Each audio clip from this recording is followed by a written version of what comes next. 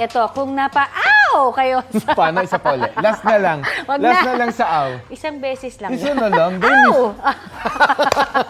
Ay, di ba? Kung napa-aw sila doon sa nagmamahal na presyo po ng itlog, eto, tiyak mapapa-wow naman kayo sa obra. Wow! Ganun din na. Heartbeat. Wow! Oo. Di ba, ikaw talaga?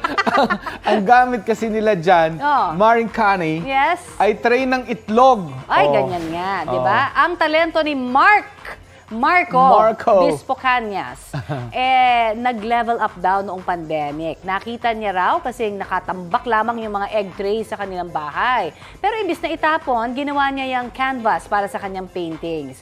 Challenging daw talaga na makabuo ng ilusyon o image dahil sa mga pakurbang bahagi nito. Oo, sabi niya, basura man daw sa paningin ng egg tray, pwede pa rin niyang gawing obra. Ang ganda. Napakita naman niya talaga ang obra.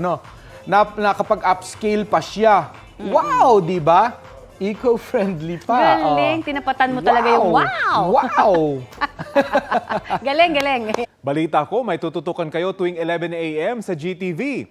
Alamin ang mahalagang balita at impormasyong dapat nyong malaman sa Balita Ko tuwing Lunes hanggang Biyernes.